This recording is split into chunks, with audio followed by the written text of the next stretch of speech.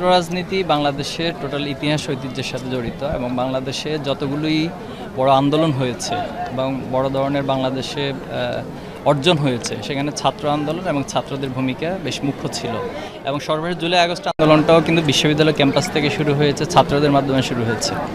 তো বাংলাদেশের সংবিধান স্বাভাবিকভাবে হচ্ছে সবাইকে, সকল নাগরিককে তার মত প্রকাশের স্বাধীনতা, তার আদর্শের স্বাধীনতা এবং তার নিজস্ব দল এবং রাজনীতির স্বাধীনতা দিয়েছে।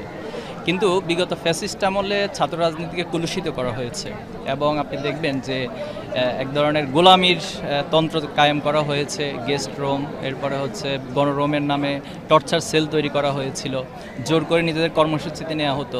তো এই কারণে ছাত্র রাজনীতির প্রতি একটা ট্রমা শিক্ষার্থীদের মাঝে তৈরি হয়েছে।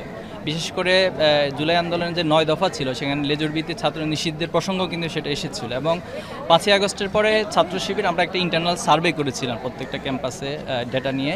তো সেখানে আমাদের কাছে উঠে এসেছে প্রায় মোর দেন 80%, 80%-এর বেশি শিক্ষার্থীরা আসলে ক্যাম্পাসে ছাত্র রাজনীতি চায় না। তো এটা আমাদের জন্য বেশ ডিফিকাল্ট ছিল এই সিচুয়েশনকে আস্তে আস্তে করে একটু স্বাভাবিক করা। এবং ছাত্র শিবির আপনি দেখবেন 5ই আগস্টের পরে আমরা যে কার্যক্রমগুলো ক্যাম্পাসে পরিচালনা করছি, বিশেষ করে ছাত্র কল্যাণমূলক কার্যক্রম, সেবামূলক কার্যক্রম, শিক্ষার্থীদের ক্যারিয়ার এবং একাডেমিক ওরিয়েন্টেড কার্যক্রম, ক্যারিয়ার গাইডলাইনমূলক কার্যক্রম, এই সব কিছু মিলে শিক্ষার্থীদের মাঝে একটা আস্থার জায়গা তৈরি হতে শুরু করেছে। কিন্তু দুর্ভাগ্য হচ্ছে আবারও কিছু কিছু দল অথবা অনেকের পক্ষ থেকে সে আগের ফ্যাসিবাদী ধারার রাজনীতি চর্চা অথবা এক ধরনের আধিপত্যবাদের মানসিকতার চর্চা, এটা আসার কারণে আবার সে মানে ভীতিটা সবার মাঝে কাজ করছে, একটা ট্রমা কাজ করছে। তা আমরা সবার কাছে অনুরোধ করব যে আমরা এমন কিছু করব না যেটা আমাদের ছাত্র রাজনীতিকে প্রশ্নবিদ্ধ করে এবং শিক্ষার্থীদের যেটা ঢাকা ইউনিভার্সিটির ক্ষেত্রে গত কয়েকদিন আগে ঘটেছে যে তারা হলগুলোতে পলিটিক্স চাচ্ছে না। তো তাদের বক্তব্য হচ্ছে যে মূলত হল পলিটিক্সের মধ্য দিয়েই এই টর্চার কাজগুলো চালানো হতো, এজন্য সবাই ক্যাম্পাসে রাজনীতি করবে কিন্তু হলে রাজনীতি করবে না। তা আমরা শিক্ষার্থীদের এই দাবির কাছে এবং তাদের যে চাহিদা অথবা তাদের যে সেন্টিমেন্ট এটার প্রতি সম্মান রাখি, যেহেতু মেজরিটি সেটা চাচ্ছে না। এজন্য ছাত্র শিবির এখন পর্যন্ত হল কমিটি দেয়নি এবং হলে যে রাজনীতি, আগের ধারা রাজনীতি সেটা চালায়নি। আমরা শুধুমাত্র সেবামূলক কার্যক্রমগুলো চালিয়ে যাচ্ছি। বিশ্ববিদ্যালয় প্রশাসনের সাথে গতকাল আমাদের আলাদা আলাদা বসা হয়েছে, ঢাকা বিশ্ববিদ্যালয় প্রশাসন আজকেও বিকাল 3টায় বসার কথা আছে সবার সাথে একসাথে। তো আমি আশা করি সবাই ঐক্যমত্যের মধ্য দিয়ে আমরা এমন একটি রাজনৈতিক ধারা চালু করব যেখানে চাপিয়ে দেওয়ার মানসিকতা থাকবে না এবং সবাই তার জায়গা থেকে স্বাধীনতা, মত প্রকাশ স্বাধীনতা, এই নয়া স্বরূপের রাজনীতি চালু হোক, এটা আমরা প্রত্যাশা করছি। আর আপনি ছাত্র সংসদ নিয়ে যেটা বলছেন, নিঃসন্দেহে আপনি রাজশাহী বিশ্ববিদ্যালয়ে যিনি ছাত্রদলের বর্তমান সভাপতি, তিনি ইতিমধ্যে এই বক্তব্য দিয়েছেন যে তিনি কোনোভাবেই রাজশাহী বিশ্ববিদ্যালয়ে ছাত্র নির্বাচন হতে দিবে না। এটা তো একটা অবাক করার মতো কথা যে একটা ছাত্রদল মানে সংগঠনের সভাপতি এই ধরনের বক্তব্য দিচ্ছে। তো এটা আমাদেরকে আশঙ্কিত করছে।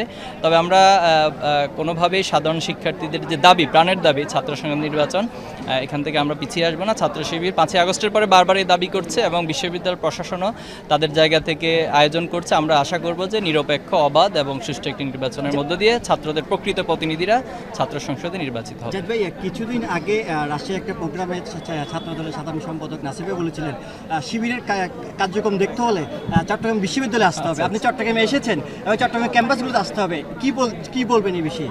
আচ্ছা, চট্টগ্রাম তো আপনারা আছেনই, আপনারা চট্টগ্রাম যাবেন। উনি মূলত যেহেতু সারা দেশে আমাদেরকে ভ্রমণ করতে হয়, ঘুরতে হয়, তো এটা ভালো পরামর্শ দিয়েছেন যে সবাই এক ক্যাম্পাস থেকে আরেক ক্যাম্পাসে যাবে। এর মধ্য দিয়ে ভ্রাতৃত্ব, ভালোবাসা বৃদ্ধি পাবে, সৌহার্দ্য বৃদ্ধি পাবে, শিবির সম্পর্কে আরও একটি জানার সুযোগ হবে। মূলত এই সেন্স থেকে সম্ভবত তিনি বলেছেন।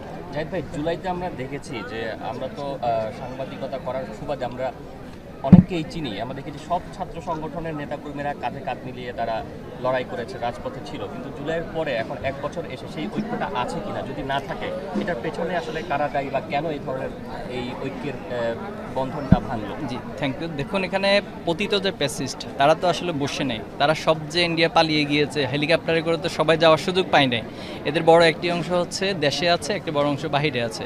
তো তারা তাদের বিগত সময়ে যে লুটপাটের অর্থ, এই অর্থগুলো বাংলাদেশে অরাজকতা অথবা অস্থিতিশীল করার জন্য ব্যয় করছে। অনেকগুলো ডকুমেন্টস আমরা পেয়েছি। বিশেষ করে গোপালগঞ্জে যে ঘটনাটা ঘটেছে, এনসিপির সমাবেশে হামলা সহ তাদেরকে জিম্মি করে এক ধরনের হত্যাকাণ্ড সংগঠিত করবে, এরকম একটা পরিস্থিতি চলে গিয়েছে। তো সেটা আমরা জেনেছি দীর্ঘদিন ধরে প্রশাসনের মধ্য থেকে অনেকে এবং তাদের সাবেক অনেক এমপি ছিল, তারা এখানে বড় ধরনের ইনভেস্ট করে মূলত এই ষড়যন্ত্রগুলো করছে। তো সেই জায়গায় নিঃসন্দেহে এখানে যত বেশি আমাদের মধ্যে অনৈক্য তৈরি হবে, এর দ্বারা বিগত পতিত প্যাসিস্টরা উপকৃত হবে। এটা খুব স্বাভাবিক হিসাব নিকাশ, এটা বেশি হিসাব করতে দেখতে হয় না। বাট আমাদের মধ্যে থেকে কিছু ব্যক্তির আসলে অতি উদাসীনতা অথবা অপরিপক্কতা আমি বলবো, অথবা শিশুসুলভ আচরণও বলবো, অথবা অভিজ্ঞতার ঘাটতির কারণে তারা পলিটিক্সটাকে আসলে যেভাবে করে জুলাইকে ধারণ করে করার কথা ছিল, ব্যক্তি স্বার্থের কারণে হোক অথবা অপরিপক্কতার কারণে হোক, এই জায়গাটাতে যথেষ্ট ঘাটতি তৈরি করছে। আপনি খেয়াল করবেন ছাত্র শিবিরের আমাদের পক্ষ থেকে যে বক্তৃতা বিবৃতি, এখনো পর্যন্ত আমরা কোথাও তিক্ততা তৈরি হোক অথবা অনক্তি তৈরি হোক এমন একটি বক্তব্য বিবৃতি খুঁজে পাবেন না। কিন্তু আপনি অন্য দলগুলো দেখেন, তারা 10 মিনিটের সংবাদ সম্মেলন করে 9 মিনিট হচ্ছে শিবির সম্পর্কে বিষোদগার করে। এখন ছাত্র শিবির 5ই আগস্টের পর যে কার্যক্রম চালাচ্ছে, শিক্ষার্থীরা যেভাবে করে, আজকে এখানে আপনি দেখেছেন চট্টগ্রামের এখানে কয়েক হাজারের উপরে হচ্ছে শিক্ষার্থীরা এসেছে। তো এই জিনিসগুলি দিয়ে যদি হিংসাত্মক মনোভাব পোষণ করেন তাহলে তো আসলে আমাদের কিছু বলার নেই। আপনি রাজনীতির এজেন্ডা নিয়ে হাজির হন, আপনি অন্য দলগুলো দেখেন কতটি কর্মসূচি পালন করছে, বিভিন্ন ক্যাম্পাসগুলোতে ঘুরে দেখুন। তো ছাত্র শিবির এই গঠনমূলক কার্যক্রমে যদি আপনারা হিংসাত্মক মনোভাব পোষণ করেন আসলে কিছু বলার নেই।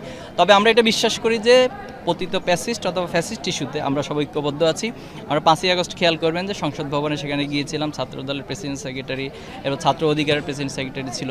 তা আমাদের মাঝে আসলে পার্সোনাল জায়গা থেকে সৌহার্দ্যপূর্ণ এবং খুব আন্তরিকতাপূর্ণ আমাদের সাথে কথা হয় নিয়মিত।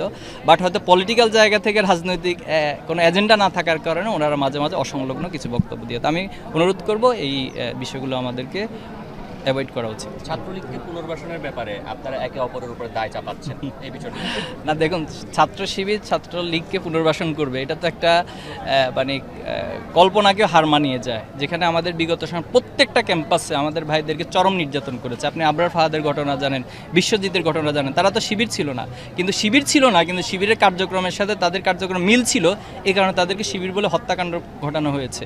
এবং আমাদের এরকম হাজার হাজার কেস আছে যে ভাইদেরকে টর্চার করেছে, তাদের হাতের নখ উঠে ফেলা হয়েছে, অনেকের চোখ নষ্ট করে ফেলা হয়েছে, অনেকের হাত পা নষ্ট করে ফেলা হয়েছে, পঙ্গু করে দেওয়া হয়েছে।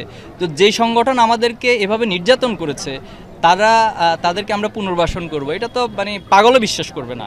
কিন্তু আমরা অন্য সংগঠনগুলো আপনি দেখবেন যখনই তাদের কমিটি পাওয়া, যেমন ছাত্রদল সম্প্রতি যে হল কমিটি প্রকাশ করেছে, আমাদের প্রাপ্ত তথ্য মতো এখন পর্যন্ত 54 জন যারা ইতিপূর্বে ছাত্রলীগের বিভিন্ন কমিটিতে ছিল, তাদের নামগুলো এখানে উঠে এসেছে। তো এখন দেখুন এগুলো তো মানুষ অবজার্ভ করছে, জাজমেন্ট তো এখন সবাই করতে পারে।